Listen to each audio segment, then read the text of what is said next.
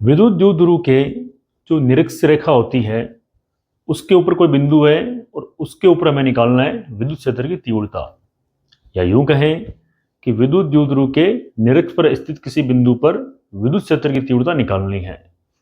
तो ये हमारी हेडिंग है। तो पहले देखते हैं कि निरक्ष रेखा कौन सी होती है। तो देखो यहां पर ये एक द्विध्रुव है और इनको जो मिलाने वाली जो रेखा है ये होती है अक्षीय रेखा, और इनके जो लंबवत होती है उसे बोलते हैं निरक्ष रेखा। तो ये वाली निरक्ष रेखा है। इस रेखा पर कोई बिंदु है P, जहां हमें निकालना है विद्युत क्षेत्र की तीव्रता, और O से P की दूरी है R, और ये है A पर बिंदु जो है, बिंदु A पर है -q आवेश और बिंदु B पर है +q आवेश।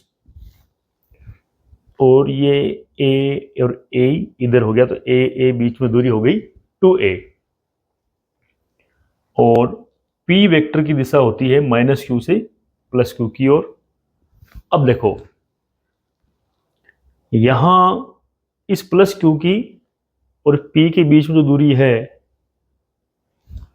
वो निकालेंगे हम पाइथागोरस प्रमेय से, क्योंकि देखो ये एक समकोण त्रिभुज बन रहा है यहाँ पर, और ये आधार हो गया और ये लंब हो गया। हमें निकालना है आधार। तो पाइथागोरस प्रमेय से इनके बीच की दूरी जो है वो मिलेगी हमें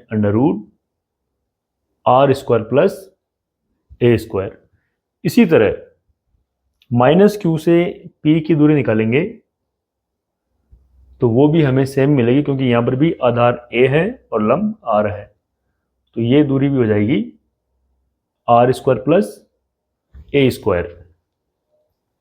अब देखें +q के कारण बिंदु P पर जो विद्युत क्षेत्र होगा, तो उसके लिए क्या रखेंगे हम, यहां पर एक प्रेक्षण आवेश रखेंगे प्लस का, और वो बल अनुभव करेगा बाहर की ओर ऐसे। तो ये इसका हो गया E + q वेक्टर। तो इसके कारण बिंदु P पर जो विद्युत क्षेत्र है वो इस दिशा में है, B P के अनुदिश। इसी तरह -q का इस P के ऊपर जो विद्युत क्षेत्र होगा वो होगा इसके अनुदिश, यानी -q की दिशा में। तो ये हो जाएगा ऐसे। तो यहां लगा दो E - q वेक्टर। अब देखो ना तो ये P वेक्टर के विपरीत है और ना ही P वेक्टर की दिशा में है। तो हमें क्या करेंगे, हम क्या करेंगे, यहां पर इनका एक घटक निकालेंगे -q का, सॉरी -E + q का, और ये प्लस का जो है E + q, इसका, या यूं कहें दोनों विद्युत क्षेत्र के घटक निकालेंगे।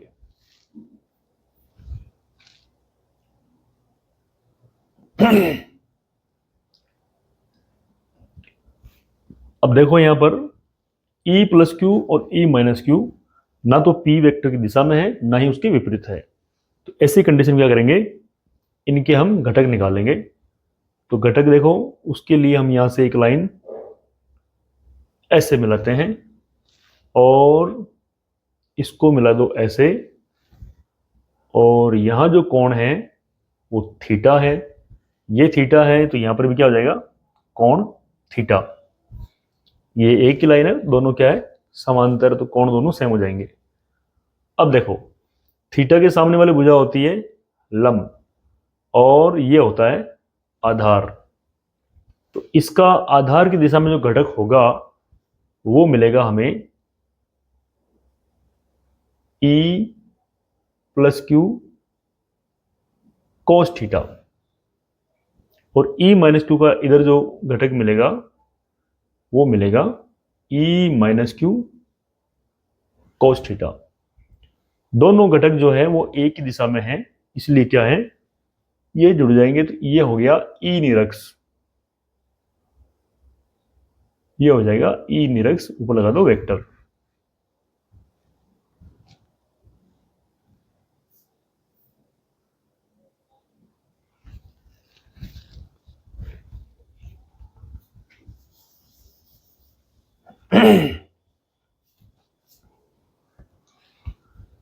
दोनों घटक एक ही दिशा में हैं, इसलिए इनका जो परिणामी है दोनों जुड़ जाएंगे ये, तो यहां मिलेगा हमें ई वेक्टर और यहां लिख दो निरक्ष। ये निरक्ष है जो हमें ज्ञात करना है। और इसके जो लंबवत घटक होंगे ई प्लस क्यू और ई माइनस क्यू के, तो लंबवत लंब ये है तो वो इस दिशा में होंगे, ऐसे यहां हो जाएगा ई प्लस क्यू साइन थीटा, और इसका हो जाएगा इस तरफ हो जाएगा ई माइनस क्यू साइन थीटा। तो ये जो घटक है दोनों, ये बराबर और विपरीत होने के कारण एक दूसरे को निरस्त कर देंगे। तो घटक तो देख लिए, लेकिन घटक आए कैसे, वो भी जरूरी है। तो देखें, इस त्रिभुज को देखोगे अगर आप, थीटा के सामने ये लंब हो गया और ये आधार है, ये ई प्लस क्यू कर्ण है, तो कोस थीटा बराबर होता है आधार बटा कर्ण, और साइन थीटा होता है लंब बटा कर्ण। अगर इस कर्ण को इस तरह भेजोगे आप, तो ये हो गया कर्ण कोस थीटा और बराबर में बचाएगा आधार, और इसको भी इधर भेजोगे आप, तो ये हो गया कर्ण साइन थीटा बराबर बचा लंब। तो अगर हमें इसकी अक्षीय रेखा के अनुदिश घटक निकालना है तो हम लेंगे ये वाला, और आधार की दिशा में, आधार किस दिशा में, आधार है अक्षीय दिशा में। उस कंडीशन में कर्ण क्या है, यहां पर कर्ण है इस त्रिभुज का ई प्लस क्यू, तो ये हो जाएगा ई प्लस क्यू कोस थीटा बराबर आधार। ऊपर वाला जो समकोण त्रिभुज है उसका घटक मिला में ई प्लस क्यू कोस थीटा। इसी तरह नीचे वाले समकोण त्रिभुज में लेंगे तो ई माइनस क्यू कोस थीटा मिल जाएगा, और इसमें जो लंब आ रहा है ये लंबवत घटक हो गया, अक्ष के लंबवत। तो ये वाला और ये वाला समांतर है, तो घटक हमेशा यहीं से लेंगे बिंदु P से। तो यहां इसके समांतर एक लाइन ली जो लंबवत घटक हो गया, और वो निकला लंब बराबर कर्ण साइन थीटा से। कर्ण है ई प्लस क्यू और ये हो गया साइन थीटा बराबर में है लंब। तो ये लंबवत घटक है और ये अक्ष के समांतर घटक है। तो घटक हमें निकालने आने चाहिए, और उसके बाद में हम आगे की प्रक्रिया करेंगे। तो ये भी एक नोट कर लेना आप, जब डेरिवेशन शुरू करें उससे पहले बगल में लिख लेना ये, ताकि पता रहे कि घटक निकाले कैसे।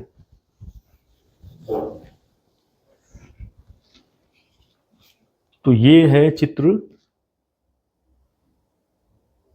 1। अब देखो तरीका वही है, बिंदु P पर प्लस क्यू का विद्युत क्षेत्र निकालेंगे पहले। तो देखते हैं यहां पर बिंदु P पर प्लस क्यू आवेश के कारण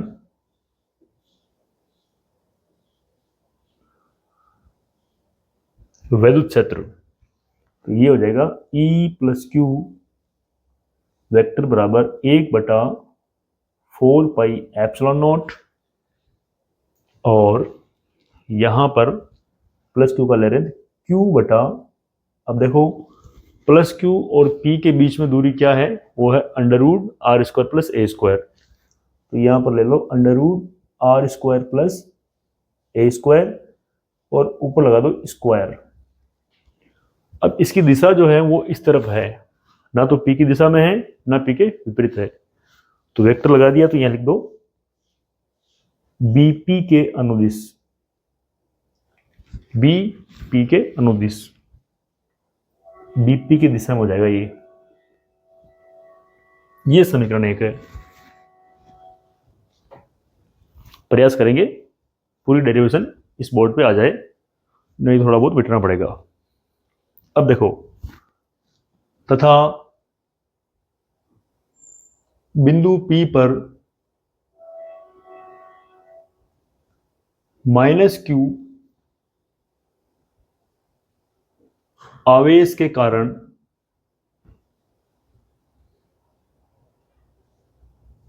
वैद्युत क्षेत्र, वो लेंगे E-q वेक्टर बराबर 1/4πε0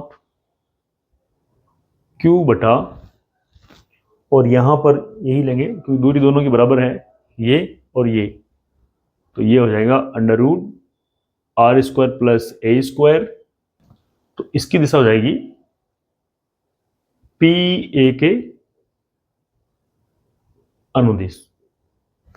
ये समीकरण 2 है। तो देखना ये है कि ये अंडर के ऊपर स्क्वायर आ रहा है, तो अंडर तो यहां से कैंसिल हो जाएगा। तो आप इसको लिख सकते हो, अतः इनका परिमाण ले लो, तो E+q का परिमाण और E-q का जो परिमाण है वो दोनों का सेम है। देखो, ये वाली स्थिति और ये वाली स्थिति, दिशा अलग अलग है लेकिन परिमाण इनका सेम है। तो हम क्या लेंगे, ये परिमाण ले लेंगे 1/4πε0 q बटा, अब यहां ऊपर देखो स्क्वायर लगा हुआ है, स्क्वायर यहां पर भी है और यहां पर भी है, तो स्क्वायर जो है इस अंडर को हटा देगा, तो हमारे पास बचेगा सिर्फ r² प्लस a²। ये यहां पर स्क्वायर है, परिमाण दोनों के बराबर है। तो यहां ध्यान देना, यह अंडर नहीं आया क्योंकि स्क्वायर ऊपर लगा हुआ है, तो अंडर को कैंसिल कर दिया। तो ये इनका परिमाण मिला हमें। तो अब देखो, जो इनके घटक हैं उनके बारे में देखते हैं। तो E+q वेक्टर तथा E-q वेक्टर के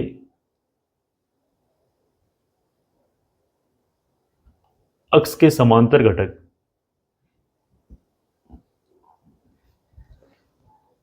E+q cos थीटा तथा E-q cos थीटा, अक्ष के समांतर ये जो लाइन है -q और +q को मिलाने वाली, इसको बोलते हैं अक्ष। और इसके समांतर जो घटक आए वो E+q और E-q है। ये एक ही दिशा में होने के कारण आपस में जुड़ जाएंगे। तो देखो, एक ही दिशा में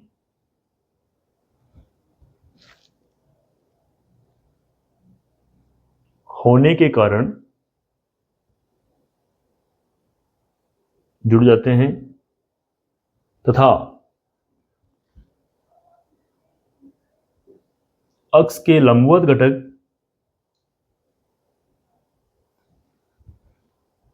E-q साइन थीटा तथा E+q साइन थीटा बराबर बराबर किसमें, परिमाण में और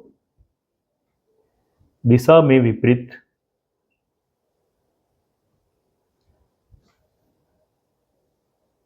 होने के कारण एक दूसरे को कर देते हैं निरस्त। ये सारी चीज लिखनी है हमें, एक दूसरे को निरस्त कर देते हैं। तो ये घटक जो थे उसके बारे में हमने लिखा कि अक्ष के समांतर जो घटक थे वो तो एक दिशा में होने के कारण जुड़ जाएंगे, और अक्ष के जो लंबवत थे वो घटक बराबर और विपरीत दिशा में होने के कारण एक दूसरे को निरस्त कर देंगे। तो अब देखें, इस प्रकार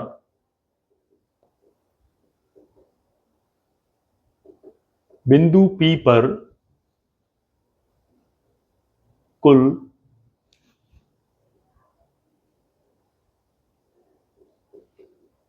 वैद्युत क्षेत्र जो है वो आएगा ई निरक्स और वेक्टर। अब देखो ई निरक्स क्या है, इनका योग है, ये दो घटक आ रहे हैं ई प्लस क्यू और ई माइनस क्यू, इनका योग है। यहाँ कर दो E plus Q cos theta plus E minus Q cos theta. अब ध्यान ये देना है, यहां पर हमने वेक्टर लिया है तो यहां ले लो पी कैप, और पी कैप का मतलब है पी वेक्टर की दिशा है ए से बी की ओर, और निरक्स का जो दिशा है ई निरक्स या विद्युत क्षेत्र है जो निरक्स की दिशा में निरक्स पर, वो है इनके विपरीत। तो विपरीत दिशा होने के कारण यहां पर माइनस आ जाएगा। और E plus Q E minus Q क्या है, ये इनके परिमाण है। तो परिमाण का मान क्या है, ये है, और दोनों के लिए समान है, तो आप ये लिख दो बोले E वेक्टर निरक्स बराबर माइनस, ये सेम है दोनों, इनके दोनों के परिमाण सेम है, तो इनको जोड़ के आप दो कर सकते हो, 2E plus Q cos theta P cap. अब E प्लस क्यू का मान जो है वो यहां से लेना है, और कोस थीटा जो है वो इस वाले त्रिभुज से लेंगे। तो थीटा के सामने वाली भुजा हो गई लंब, लंब है यहाँ पर R, ये दूरी है ये R लंब हो गई, ये आधार है और ये कर्ण है। तो देखो यहां पर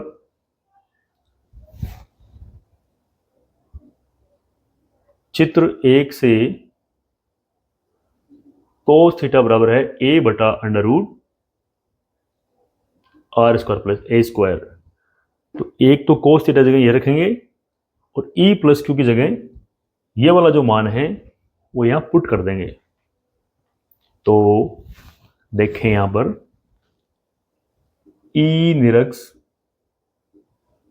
वेक्टर बराबर माइनस 2 को पढ़ाने दो आगे, और E प्लस क्यू का मान क्या था, 1 बटा 4 पाई एप्सिलॉन नॉट, क्यू बटा ये है क्यू बटा आर स्क्वायर प्लस ए स्क्वायर, और कोस थीटा का मान जो है वो ये लिख देंगे यहां पर, देखो इसमें रख रहे हैं मान यहां पर, तो कोस थीटा हो जाएगा a बटा under root r square plus ए स्क्वायर, और पीछे है यहां पर पी कैप। अब देखो यहां पर 2b है, QB है और AB है, तो ये हो जाएगा E वेक्टर, यहां लगा दो निरक्स माइनस 1 बटा 4 पाई एप्सिलॉन नॉट, और Q इंटू 2a हो गया ये वाला, इस दो को यहां ले लिया, और यहां घात में 1 है। अंडर रूट जो होता है, किसी के ऊपर अगर अंडर रूट लगा हुआ है इसका मतलब घात में आधा है, तो ये घात में हो गया 1 बटा 2 और ये घात में हो गया 1, तो 1 बटा 2 और 1 होता है 3 बटा 2, तो ये आर स्क्वायर प्लस ए स्क्वायर यहां लगा दो 3 बटा 2, ये हो गया पी कैप। अब Q इंटू 2a क्या होता है, देखो P बराबर होता है Q इंटू 2a, तो यहां पर ले लो E निरक्स बराबर माइनस 1 बटा 4 पाई एप्सिलॉन नॉट, और ये हो जाएगा P बटा आर स्क्वायर प्लस ए स्क्वायर की घात 3 बटा 2 और पी कैप। ये मान आया हमारे पास में समीकरण 2, और समीकरण आप 3 इसको दे सकते हो। अब देखो अगर बिंदु P जो है वो बहुत दूर हो, तो बहुत दूर होगा तो R का जो मान है वो A की तुलना में बहुत बड़ा होगा। तो देखें यहां पर यदि R greater greater than A हो तो हर में A स्क्वायर को नगण्य लेते हैं, तो नगण्य लेंगे तो ये हो जाएगा E वेक्टर निरक्स बराबर माइनस 1 बटा 4 पाई एप्सिलॉन नॉट, P आ जाएगा ऊपर, और इस A स्क्वायर को हम नगण्य कर देंगे, ये 0 हो जाएगा। जीरो हो जाएगा तो ये आर के ऊपर स्क्वायर है, उसको ये बट्टे वाला 2 काट देगा और 3 आ जाएगा इस आर के ऊपर। तो ये हो जाएगा आर की घात 3 और ये पी कैप, ये पी कैप, ये हमारा फाइनल आया है। तो इसका जो परिमाण होगा वो मिलेगा ई निरक्स बराबर 1/4 पाई एप्सिलॉन नॉट पी बटा आर क्यूब। तो ये इसका परिमाण है। तो अक्ष पर क्या मिला था, 2p मिला था और निरक्ष पर मिला ओनली फॉर p। तो ये कम होगा, वो डबल है इसका। तो ये इसका फाइनल आंसर है। इस प्रकार इस डेरिवेशन को आराम से समझें और स्टेप बाय स्टेप इनको नोट करें, आराम से इनको लिख कर समझ कर बार बार प्रैक्टिस करके बोर्ड की तैयारी करनी है हमें। ग्राफ जो है इसका वो उसी तरह होगा और इसकी दिशा जो है, यहां देखो माइनस आया, यहां पर पी कैप लगा है और दिशा माइनस आया, इसका मतलब है पी वेक्टर के ये विपरीत दिशा में है। तो इसके बाद लाइन लिख देना एक कि ई निरीक्षित दिशा जो द्विध्रुव आघूर्ण पी वेक्टर है उसकी विपरीत दिशा में होगी।